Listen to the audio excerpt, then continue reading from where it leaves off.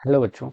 Let's read this question. So this question says, a bullet of mass 25 gram is fired horizontally with a velocity of 100 meter per second from a gun of mass 5 kg. Calculate the recoil velocity of the gun. Gun के recoil velocity आपको यहाँ पर से calculate करके बताना है, ठीक है।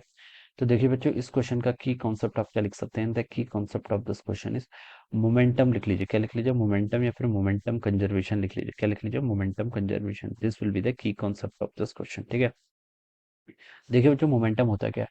मोमेंटम देखिए हम डिफाइन करते हैं आपका मास टाइम्स वेलोसिटी के इक्वल होता है। क्या होता है आपका? मास टाइम्स वेलोसिटी के इक्वल, ठीक है। दिस इज मोमेंटम, ठीक है। मोमेंटम आपकी एक वेक्टर क्वांटिटी है, ठीक है। और ये किसके इक्वल होती है? मास टाइम्स वेलोसिटी। जो डायरेक्शन आपकी वेलोसिटी की होगी वही डायरेक्शन आपकी मोमेंटम की होगी, क्योंकि मास तो ऑलवेज पॉजिटिव रहता है, ठीक है। तो ऐसा हम बता कर सकते हैं। अब मोमेंटम कंजर्वेशन देखिए हम क्या, जैसे मान लीजिए आपके पास एक गन है, ठीक है। दिस इज अ गन, ठीक है। इस तरीके से आपकी कोई गन है, ऑलराइट। ये आपकी कोई क्या गन है, ठीक है। अब यहाँ पर से देखिए इस गन का मास देखिए आपका कैपिटल हम एज्यूम कर लेते हैं, जिसकी वैल्यू कितनी दे रखी है आपको?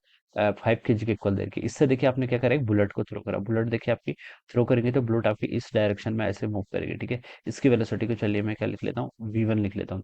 This is the velocity of the bullet, ठीक है। अब देखिए, अगर हम देखिए बुलेट और गन को एक पूरा सिस्टम कंसिडर कर लेते हैं, if you will consider as a system, ठीक है। तो देखिए इस पर आपका कोई नेट एक्सटर्नल फोर्स लगेगा? कोई नेट एक्सटर्नल फोर्स नहीं लग रहा है। अगर देखिए मैं बुलेट और गन को, ठीक है, this is my gun and this small thing is my bullet, ये क्या मेरी बुलेट है, ठीक है। अगर मैं इन दोनों का एक सिस्टम कंसिडर कर लेता हूँ तो इस पर कोई एक्सटर्नल फोर्स तो नहीं लग रहा है, ठीक है।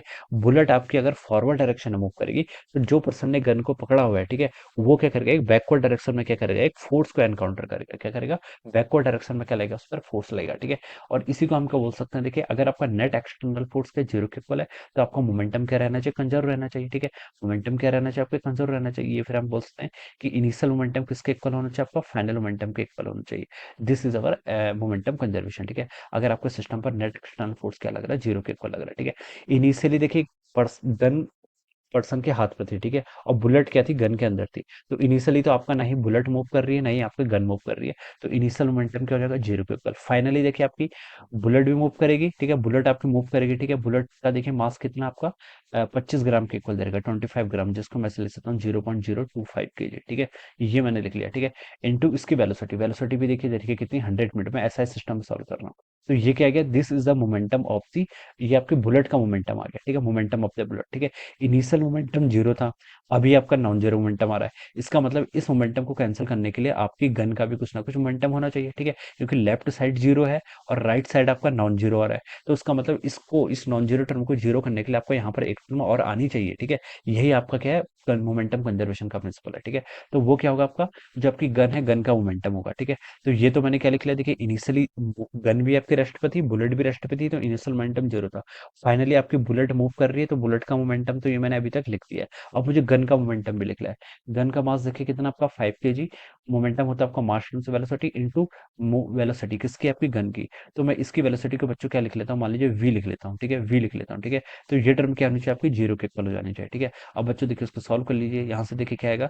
लेफ्ट में जीरो है और देखिए यहाँ पर हो जाएगा आपका 0.025 इंटू 100 करेंगे तो 2.5 के इक्वल हो जाएगा, प्लस आपका 5 p, ठीक है। तो इसको अगर हम सॉल्व करेंगे तो देखिए v की वैल्यू हो जाएगी यहाँ से आपकी -0.5 मीटर पर सेकंड के इक्वल, ठीक है। तो ये क्या आ गया? v क्या था आपका? Way is the velocity of the gun, ठीक है। v नेगेटिव में क्यों है? क्योंकि देखिए अगर ये बुलेट आपकी फॉरवर्ड डायरेक्शन में जाएगी तो गन पे जो मोमेंटम लगेगा वो क्या लगेगा? आपका बैकवर्ड डायरेक्शन में लगेगा। क्या लगेगा? बैकवर्ड डायरेक्शन में, ठीक है। तो इसलिए हम बता सकते हैं कि ये तो होना ही था, क्योंकि देखिए इनिशियली आपका जीरो था। तो अगर एक मोमेंटम आपका इधर को लग रहा है तो दूसरा तो इधर को लगना ही पड़ेगा ना, तभी तो इन दोनों एक दूसरे को कैंसिल करेंगे, ठीक है।